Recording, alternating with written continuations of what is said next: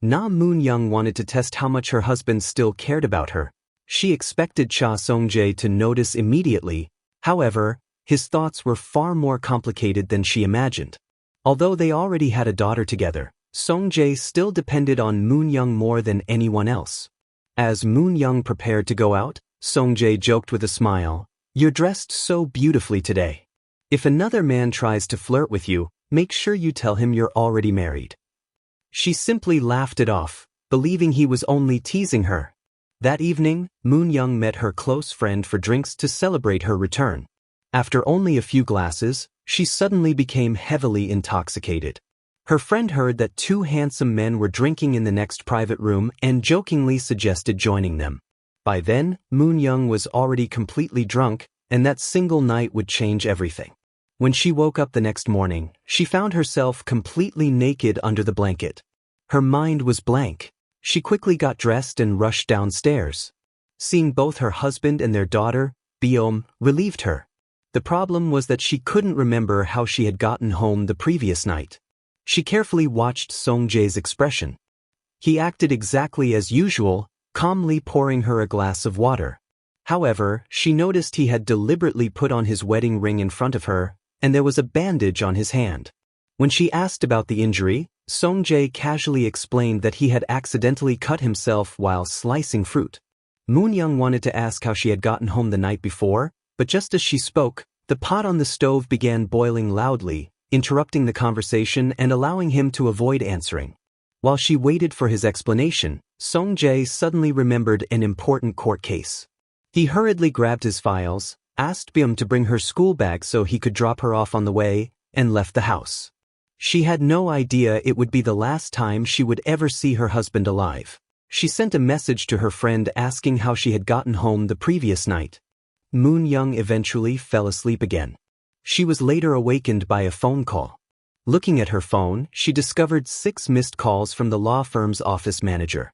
Although Moon-young and Song-jae owned the law firm together, she was only the firm's nominal representative. Song-jae handled every important case himself. Confused, she answered the call. The office manager anxiously explained that Song-jae had failed to appear in court. The judge was already waiting, and none of his calls were going through. Since there was no other choice, Moon-young had to take over the case immediately. On the way to court, the office manager hurriedly explained every detail of the lawsuit so she could represent their client. However, when the hearing began, their client unexpectedly failed to appear. Moon-young requested that the judge postpone the trial. The court granted a 1-month delay, but she had no idea that this single month would completely turn her life upside down.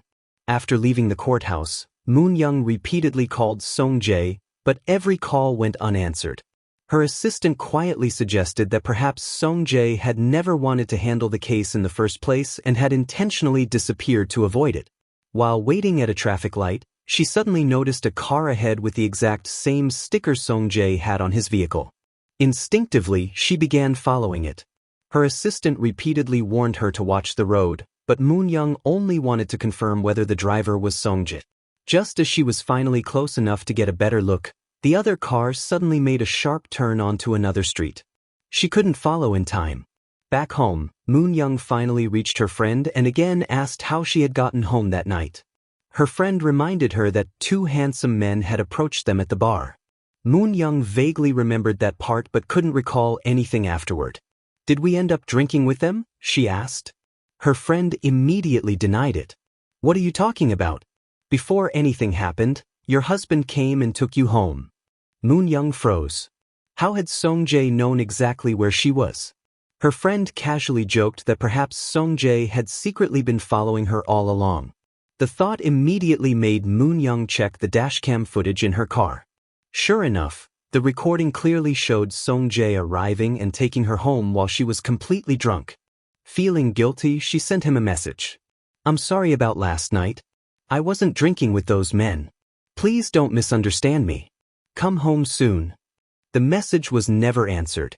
The next morning, Moon-young heard the television downstairs and assumed Song-jae had finally returned, only to discover it was her mother-in-law watching television with Biom.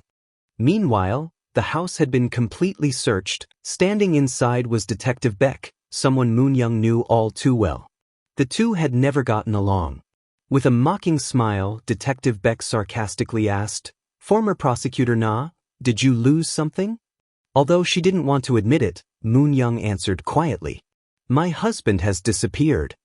Just then, she received a call from the bank. The overdue payment notice left her speechless. She immediately checked the firm's financial records and was shocked to discover the company was suffering severe financial losses. The office manager informed her that the firm's rent had gone unpaid for quite some time, and even the employees hadn't received salaries in 3 months. She had known absolutely nothing about any of it. As she struggled to understand what was happening, the client who had failed to appear in court secretly arranged to meet her. The client's first question was whether Song-jae had returned home. When Moon-young replied that he hadn't, the client angrily declared that Song-jae had run away. "He's a traitor. He abandoned everyone just to save himself." Moon-young couldn't understand what the client meant. The client finally revealed the truth. "I didn't kill that person. I only took the blame because I trusted your husband. Then he disappeared without saying a word."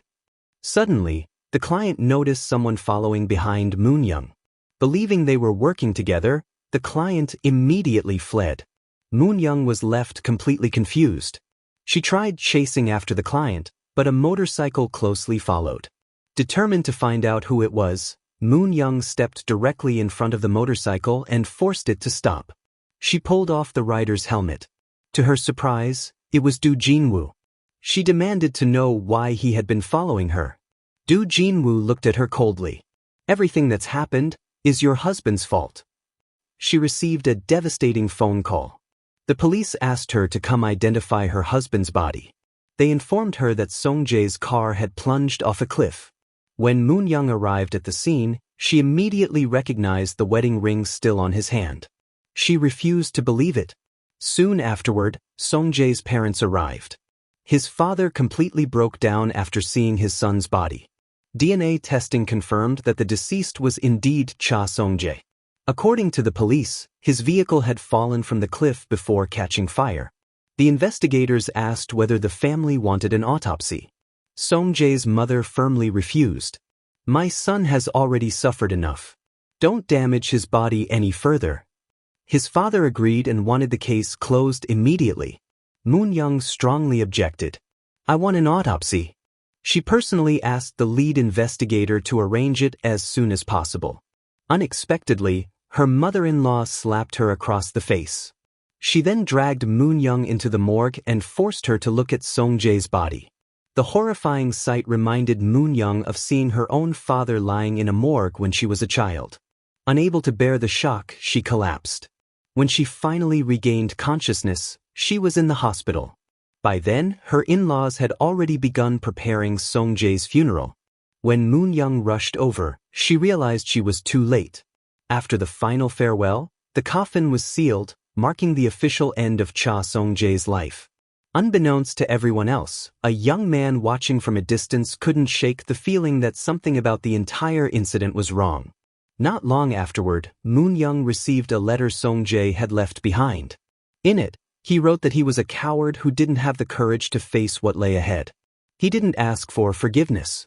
Instead, he only wished for Moon-young to live well after he was gone and to take good care of their daughter. When Moon-young returned to the office, she was greeted by piles of overdue bills and debt notices. The firm's office manager then informed her that the Kim Yoon-san case had already been closed. Moon-young was stunned. "The trial hasn't even started yet." The manager explained that Kim Yoon-san had died in a traffic accident the previous day, and because of his death, the court had dismissed the case. She still remembered how much Kim Yoon-san had hated Song-jae, calling him a traitor before his death. Even stranger, the company involved had processed all compensation payments within a single day, something that seemed far too efficient to be normal. Meanwhile, another person had also begun suspecting that Kim Yoon-san's death wasn't an accident. Although the death itself was real, the circumstances felt suspicious. Hoping to find some clue, he secretly went to Kim Yoon-san's home and peered through the window. While investigating, he noticed someone else approaching the house. He quickly hid. To his surprise, the newcomer was Na Moon-young. He intended to leave quietly, but Moon Young spotted him first. She immediately recognized him as Do Jin-woo, the witness from the accident case. Seeing him secretly lingering around the victim's house only made her more convinced that there was a hidden connection between Kim Yoon-san's death and her husband's disappearance. Determined to learn more, Moon Young went to meet manager Ma at Jongsim Property, the company connected to the case. Manager Ma clearly wasn't happy to see her. When Moon Young directly asked whether Kim Yoon-san's death had been intentional and questioned why witness Do Jin-woo had secretly visited Kim's house, Manager Ma immediately lost his temper.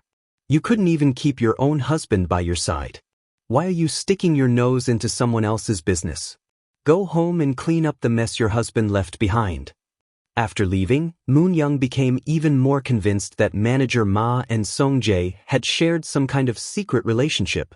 While reviewing company records, she discovered an old founding ledger. Inside were the names of Song Jae and even the judge who had postponed the trial by an entire month without hesitation. Everything suddenly seemed connected. Back at home, Moon Young carefully mapped out everyone's relationships. After analyzing everything, she concluded that the only person who might know the truth was Do Jin-woo. Judging from the way he had spoken earlier, he clearly knew far more than he was willing to admit. Before she could contact him again, an unexpected package arrived at her house. Inside was a pair of high heels. Moon Young almost never wore high heels, making the gift feel especially strange. There was also a sealed envelope. Although she didn't understand its meaning, the package reminded her of something. She immediately searched every shelf in her shoe cabinet. Hidden among the boxes, she found another identical shoebox. Inside were stacks of cash. There were also several prepared envelopes and multiple life insurance policies. The biggest shock was that Song Jae had secretly purchased numerous insurance policies on himself. Every single beneficiary was Moon Young. Her first thought was heartbreaking. It looked like one final attempt to protect her. Later, she handed the insurance documents to her father-in-law. Although he criticized his son for trying to solve the law firm's financial problems in such a desperate way, his real intention became obvious. He wanted Moon Young to stop investigating. Moon Young calmly replied, "I'm not interested in the insurance money. What I want to know is what relationship Song Jae's final case had with Jongsim Property." Inside the house, her mother-in-law secretly listened in, growing visibly nervous. Her father-in-law's reaction was equally unusual. "My son is already dead. Even if you discover the truth, what will it change?" But they had forgotten one important fact. Before becoming a lawyer, Moon Young had spent 13 years as a prosecutor. Investigating suspicious cases wasn't simply her job. It was her instinct. And this case involved her own husband. Rather than discouraging her, the insurance policies only strengthened her determination to uncover the truth. Moon Young received an urgent call that BOM had been involved in an accident. She rushed to the school in panic. Fortunately, BOM had suffered only minor scrapes. Relieved, Moon Young gently reminded her daughter to always obey the traffic signals and never run across the street. BOM's teacher explained that Song Jae's death had deeply affected the little girl. She often seemed distracted and had even been calling out for her father. Moon Young believed it was simply part of the grieving process. After all, when her own father died years ago, she had experienced similar hallucinations. Back home, she comforted Bio. "Your father may be gone, but I'll always stay by your side and protect you." Bim quietly shook her head. "I really saw Dad." Moon Young dismissed it as wishful thinking. Believing BOM needed stability more than anything, she decided to shut down the law firm so she could spend more time with her daughter. That night, while organizing the firm's files, she stumbled upon an unexpected discovery. Do Jin-woo had once been Song Jae's client. Years earlier, Song Jae had defended him in a negligent assault case. Even more suspicious, in Song Jae's final traffic accident case, Do Jin-woo had appeared as the key eyewitness. There were simply too many coincidences. Moon Young tried calling Do Jin-woo, but he didn't answer.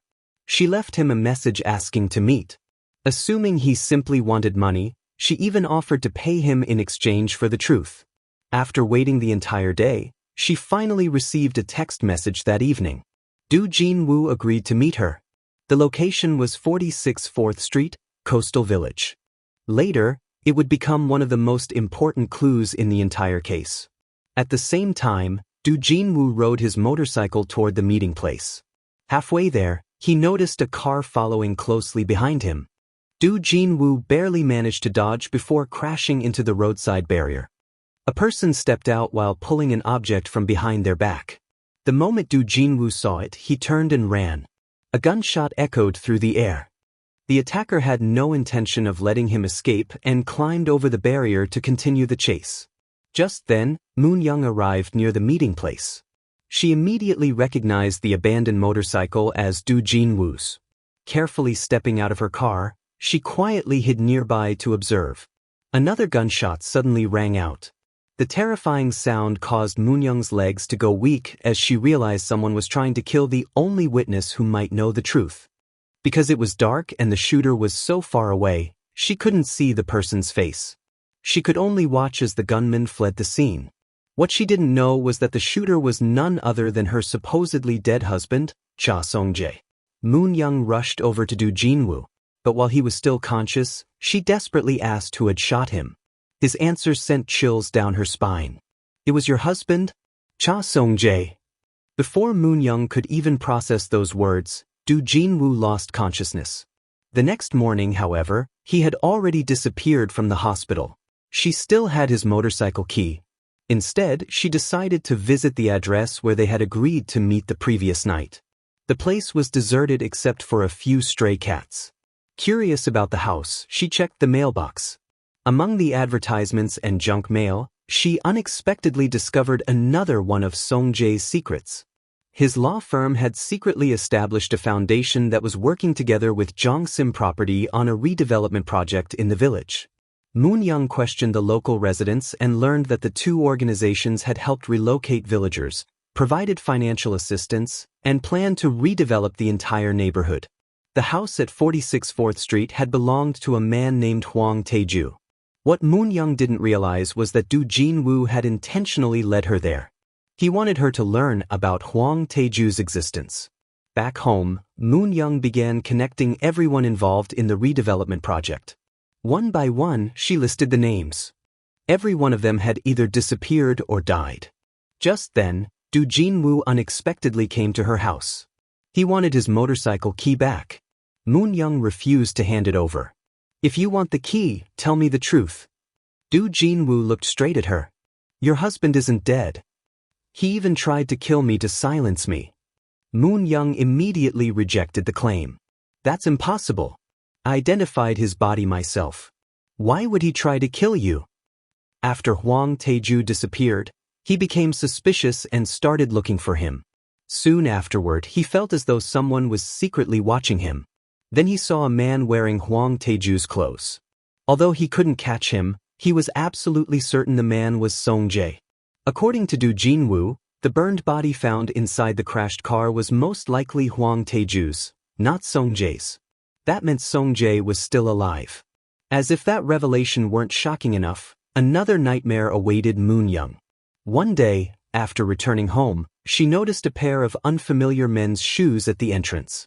An uneasy feeling washed over her. She cautiously walked inside and found a stranger sitting comfortably in her living room as though it were his own house. Furious, she warned him, "You're trespassing. Get out of my house." The man remained completely calm.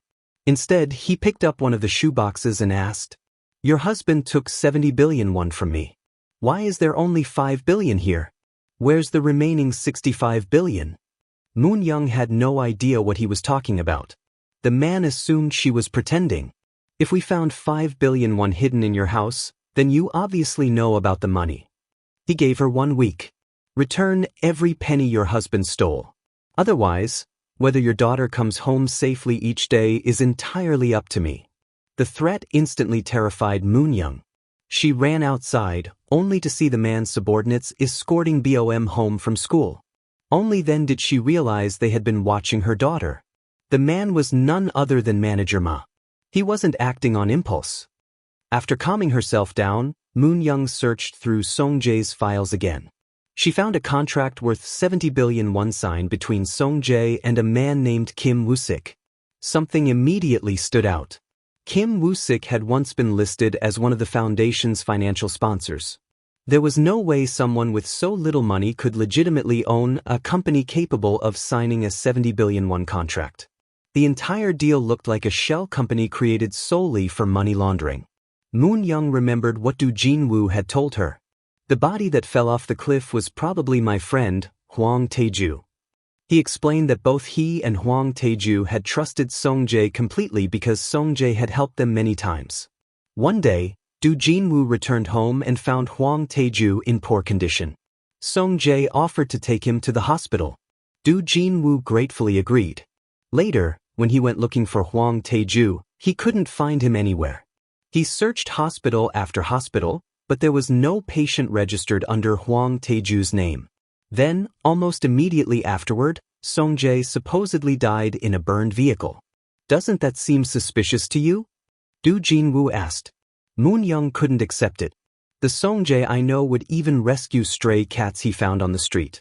He could never do something like this. Do Jin-woo laughed bitterly. You really don't know your husband. He then revealed that Song-jae and manager Ma often went hunting together. Stop judging him only by the person he pretended to be. Wanting proof, Moon Young searched through old photographs in Song-jae's office. Sure enough, she found pictures of Song-jae and manager Ma posing together during hunting trips. Moon Young secretly requested a new DNA examination on the burned body that had been identified as Song-jae. When the results arrived, her worst fears were confirmed. The burned corpse was not Cha Song-jae. It belonged to Hwang Tae-ju. Even more horrifying, the original DNA sample submitted for identification had come from Hwang Tae-ju. Someone had deliberately switched the evidence. Moon Young immediately realized her mother-in-law had known the truth from the very beginning. She confronted her and demanded to know where Song-jae was hiding. Her mother-in-law stubbornly refused to answer. Since questioning her was pointless, Moon Young turned to her father-in-law instead. This time, her mother-in-law became visibly panicked. Once again, she drove to 46 4th Street. This time, the front door was already open.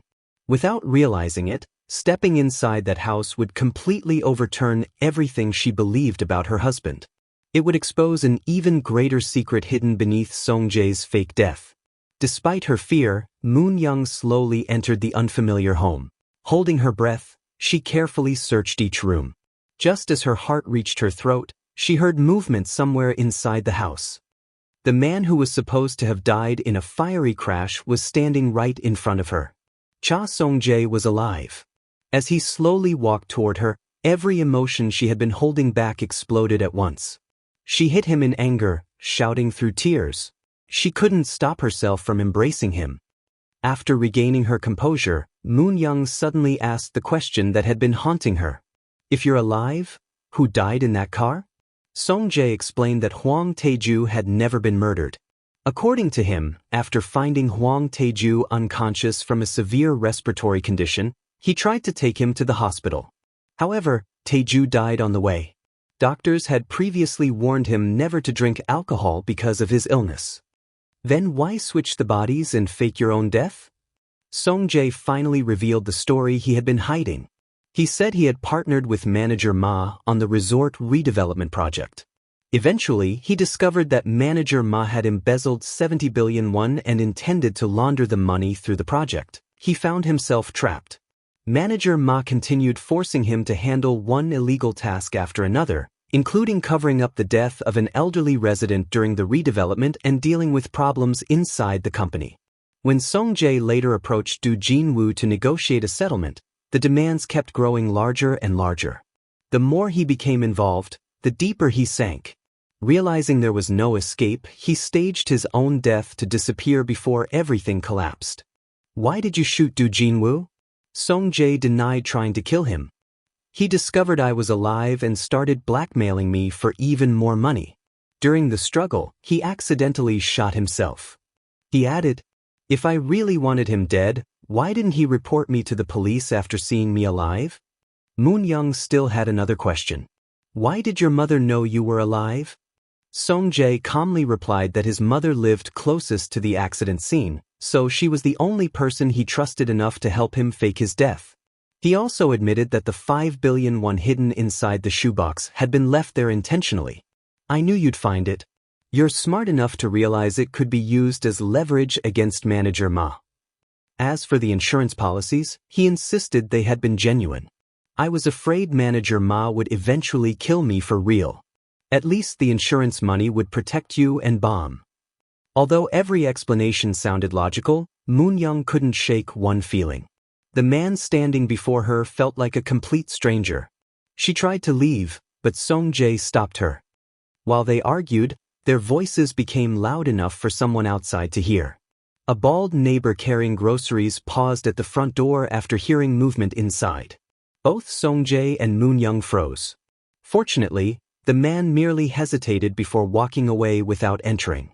Before leaving, Song-jae handed Moon-young a USB drive. This is the last thing that can protect you and Bomb. He explained that from now on, he could only continue living under Hwang Tae-ju's identity. Meanwhile, Do Jin-woo had no intention of letting Song-jae remain hidden. He deliberately told the police that the person who had shot him was Hwang Tae-ju. His real goal was obvious. If the police searched for Hwang Tae-ju, they might discover that the man living under that identity was actually Cha Song-jae. Soon, Detective Beck began investigating Hwang Tae-ju's house. As luck would have it, the same bald neighbor casually mentioned that Hwang Tae-ju had recently brought a woman home and that loud noises had come from inside. The comment immediately confirmed Do Jin-woo's suspicions. He went straight to Moon-young. "You met your husband, didn't you?" Moon-young denied everything. "My husband is dead." Do Jin-woo smiled knowingly. "The two of you really are united." He revealed that he had already reported everything to the police. Now we'll see whether they find Hwang Tae-ju or Cha Song-jae. Moon-young realized the situation was spiraling out of control. One afternoon, Bom finished school as usual. A suspicious man quietly watched her from a distance, waiting for the perfect opportunity to abduct her. Before he could act, Bom's teacher arrived. She explained that Moon-young had suddenly been delayed and had asked her to bring Bom home instead. Trusting her teacher completely, Bom got into the car. Unknown to everyone, the teacher herself had her own hidden agenda. Near Moon-young's home, another stranger had already been waiting for hours. As soon as he saw Bom standing alone outside the gate, he prepared to make his move. He coldly thought, "If you want to blame someone, blame the family you were born into." Fortunately, Moon-young arrived just in time. She found Bom crying while a man stood beside her, offering her candy. Without hesitation, Moon-young slapped the candy out of his hand. The man quickly explained that he had only been trying to comfort the frightened child. Bom nodded. "It wasn't him. Another man told me that in 4 days, my mommy will abandon me." Moon-young was confused until another voice called out from behind. She turned and immediately recognized one of Manager Ma's subordinates. Manager Ma believed Moon-young knew where the missing 65 billion won had gone. "You have 1 week to return the money your husband stole. If you fail, don't blame me if your daughter disappears." Only hours earlier, Moon-young had finally reunited with her supposedly dead husband. Now she understood that returning the money wouldn't save them. When she secretly met Song-jae again, he warned her never to hand over the 65 billion won. That money was dirty from the beginning. Manager Ma wanted me to launder it. Even if you return every penny, he will never let you or Bom live. He then revealed why. Manager Ma was capable of anything. During a forced redevelopment, an elderly homeowner had refused to leave his property. Manager Ma brutally assaulted him. When the injured man intentionally lay in front of his vehicle to stop him, he calmly reversed his car, accelerated forward, and deliberately ran him over, killing him. His young female assistant was horrified and immediately tried to call an ambulance. Manager Ma stopped her. Instead, Song-jae, acting as the company's lawyer, persuaded the assistant to stay silent. He promised that the company would overlook her financial misconduct, defend her in court if necessary, and even arrange witnesses to ensure she never went to prison. But that promise was meaningless. Not long afterward, the assistant died in what was reported as a traffic accident. Then came the burned car over the cliff. The body everyone believed belonged to Cha Song-jae. And now, Do Jin-woo had uncovered the truth. Song Jae was alive, which meant Hwang Tae-ju had been the one who truly died.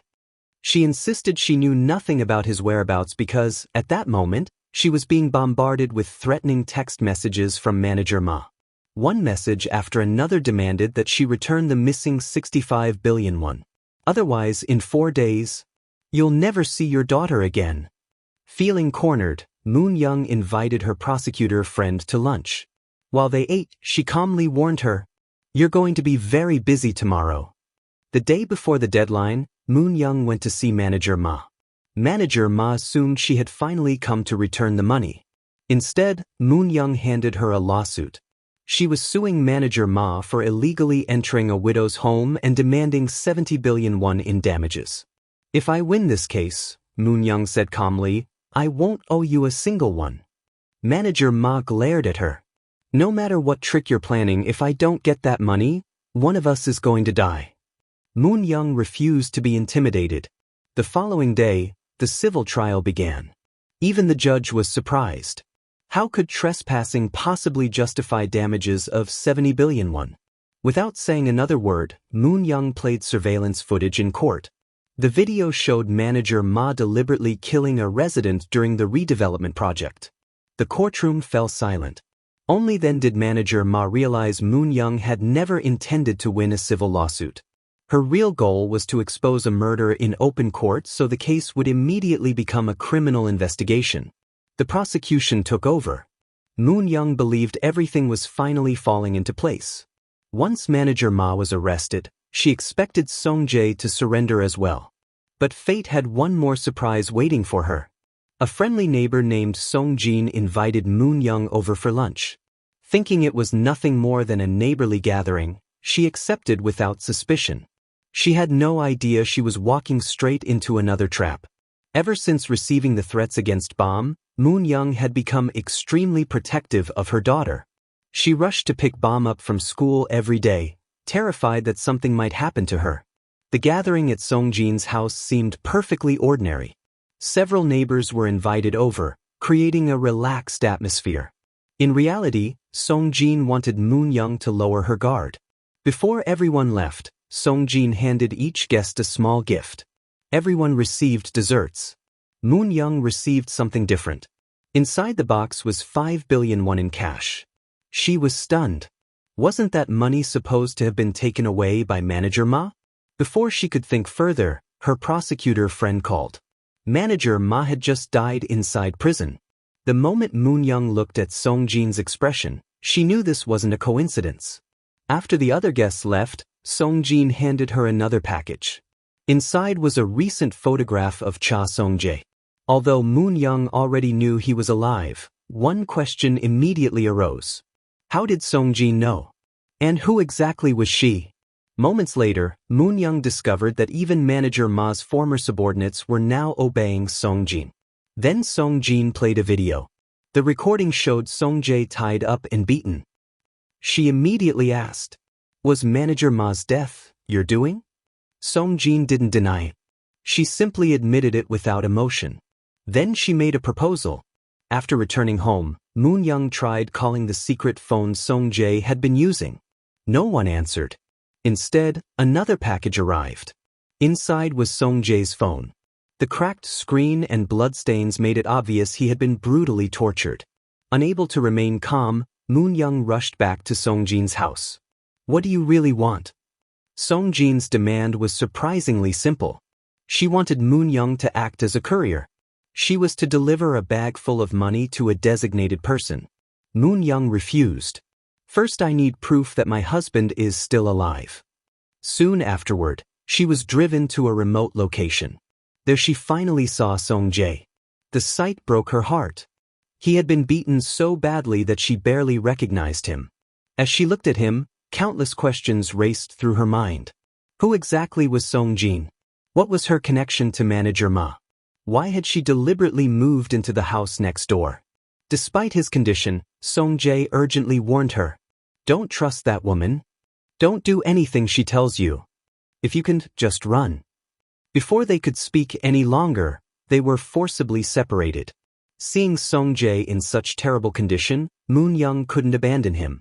She agreed to carry out Song Jin's instructions. Following the directions she had been given, Moon Young delivered the money to an abandoned factory. Someone was already waiting inside. The recipient simply counted the cash before smiling. From now on, we're all on the same side. If any of us needs help, we'll help each other. Moon Young had no idea she had just stepped into an elaborate trap. That evening, she anxiously waited at home. At last, she heard someone outside the front door. Song Jae had returned. She immediately embraced him and helped him inside. For a brief moment, she believed everything she had endured had finally been worth it. Song Jin still had one final surprise waiting for her. Just as the family was enjoying their long-awaited reunion, Moon Young received another video from Song Jin. After watching it, her entire world collapsed. She had believed Song Jae had only made terrible choices because he had been forced into impossible circumstances. The video suggested something far more horrifying. It implied that Song Jae's entire family had been hiding monstrous secrets all along. Moon Young suddenly looked at Bom in fear. If the video was true, what would happen to her daughter? When someone offered Bom a glass of milk, Moon Young instinctively rushed forward and knocked it onto the floor before pulling her daughter tightly into her arms. Everyone in the room stared at her in confusion. Trying to hide her panic, she forced a smile. Bom hasn't been digesting milk very well lately. She shouldn't drink it before bed. That night, for the first time, Moon Young couldn't bring herself to sleep beside Song Jae. Do Jin-woo's warning echoed endlessly in her mind. Your husband isn't the man you think he is. Moon Young finally understood that he had never been lying. She sought him out once again. Trying one last time to end the conflict peacefully, she offered him money if he would stop pursuing Song Jae. Do Jin-woo refused without hesitation. I'm not doing this for money. Then he gave Moon Young one final message. Tell your husband, it's time he honored the promise we made. Hearing those words only deepened Moon Young's suspicion. Do Jin-woo had spent so much time chasing Song Jae that Moon Young originally believed it was all about money. So she asked him directly, what kind of agreement did you and my husband make? You still don't understand who your husband really is. He promised to help me find my daughter. That's why I kept following his orders and did so many things for him. In the end, he was only using me. Moon Young still wanted to believe Song Jae. That hope finally began to crumble when her neighbor, Song Jin, sent her another video. The footage clearly showed Hwang Tae-ju being violently assaulted. Even worse, Song Jae and his own mother were involved in covering up his death. Moon Young remembered Song Jae's explanation, that Hwang Tae-ju had simply died naturally on the way to the hospital. The video proved otherwise. To create a new identity for Song Jae, they had deliberately sacrificed Hwang Tae-ju. She immediately confronted Song Jin. If you have this video, why didn't you give it to the police? What do you want from me? Song Jin acted sympathetic. To earn Moon Young's trust, she placed the storage device containing the video into a microwave and destroyed it in front of her. I won't interfere anymore, she said. From now on, I'll leave everything to the righteous lawyer, Na Moon Young. It looked like an act of kindness. In reality, Song Jin had already set another trap in motion. That evening, Moon Young begged Song Jae to surrender. The police already know you're alive. Running won't solve anything anymore. Before Song Jae could answer, Do Jin-woo suddenly appeared. Moon Young tried to explain what had happened during the shooting, but Song Jae immediately interrupted her. Do Jin-woo angrily pulled up his shirt, revealing the gunshot wound. You tried to silence me. You wanted everyone to forget Hwang Tae-ju. Even then, Song Jae stubbornly denied knowing anything about Hwang Tae-ju's death. Without another word, Moon Young played the video Song Jin had sent her. The recording showed exactly how Hwang Tae-ju had been killed. Song Jae's mother immediately panicked. Song Jae lost his temper and attacked Do Jin-woo, believing he had secretly filmed everything. Moon Young stopped him. It wasn't Do Jin-woo. Our neighbor Song Jin sent it to me. The moment Song Jin's name was mentioned, Song Jae's expression completely changed. Only then did Moon Young realize the relationship between those two was far more complicated than she had imagined. She remembered manager Ma's final words before dying. We were all just supporting actors, helping someone else finish the real performance. The real mastermind had never been manager Ma. It was Song-jin. Her true goal had been to destroy Moon-young's trust in Song-jae and separate the couple completely. Unfortunately for her, she had underestimated Moon-young. Blinded by anger, Moon-young slammed on the accelerator and drove straight towards Song-jae and Song-jin. Neither of them expected the normally gentle Moon-young to risk all three of their lives. At the last second, she swerved and stopped. She wasn't trying to kill them. She grabbed a golf club from the ground and repeatedly struck Song-jae. He eventually slapped her across the face. Moon-young immediately slapped him back. Looking directly into his eyes, she declared, "I'll make sure you go to prison. I'll expose everything you've done." For once, Song-jae had nothing to say. Song-jin calmly reminded Moon-young, "You just attempted murder." Moon-young ignored the warning. Instead, she quietly removed her wedding ring and threw it away. At that moment, their marriage truly came to an end. Neither Moon-young nor Song-jae noticed the satisfied smile spreading across Song-jin's face. After Moon-young left, Song-jae realized she would never forgive him. He knew he would have to make the first move. Meanwhile, Song-jin casually teased him. "Your wife certainly has a fiery temper." Song-jae asked the question that had been bothering him. "Why did you send her the video of Hwang Tae-ju's murder? What did you gain from it?" Song-jin answered with a single word. "Jealousy." Song-jae assumed she meant jealousy over love. He had no idea the meaning ran much deeper. He warned her not to act on her own again. "Don't ruin everything we've planned." Song-jin smiled. "I only wanted your wife to completely give up on you. That way she won't interfere with our plans anymore." Moon-young, meanwhile, met with Do Jin-woo once again. She had finally learned that he had only cooperated with Song-jae because Song-jae promised to help him find his missing daughter. In reality, Song-jae had never intended to keep that promise. When Moon-young asked whether he knew about Song-jin's relationship with Song-jae, Do Jin-woo admitted he had known for some time. However, after hearing that Song-jin had imprisoned Song-jae, he genuinely believed they had become enemies. Do Jin-woo explained that he had once wanted to take his daughter back. Later, he learned she had been adopted into a loving family and was living happily. That was enough for him. "I'll help you bring your husband down." Important documents were anonymously delivered to the authorities. Moon-young continuously reported new evidence exposing the crimes connected to Song-jae and the law firm. Soon, the media was flooded with reports about the truth behind Cha Song-jae's fake death. At the most critical moment, Moon-young publicly appeared on television. Looking directly into the cameras, she addressed Song-jae. "Stop hiding. If you still care about our daughter, surrender yourself." Watching the broadcast from his hiding place, Song-jin already had another plan. She handed him a USB drive and assured him it would solve everything. Instead, that single USB drive would trigger an even bigger scandal, sending the case into an entirely new direction. Ever since everything had begun to unravel, the house no longer felt like a safe place. As she stood lost in thought, an elderly man suddenly approached and asked why his eldest son from the legal department had not come to visit him. He asked Moon-young if she could help contact him. Before she could answer, someone behind her called out, "Chairman." Instantly, Moon-young turned around and saw Yeonju. She already knew the woman was hiding something, so she carefully observed the interaction between the two. Although the old man appeared mentally unstable, Moon-young sensed something was wrong. The guilty expression on Yeonju's face made it obvious she was concealing a secret. Ever since Moon-young discovered the suspicious relationship between Yeonju and Cha Song-jae, what exactly was her connection to this elderly man? Moon-young searched for information and was shocked to discover that the old man was the former chairman of Jinseong Properties.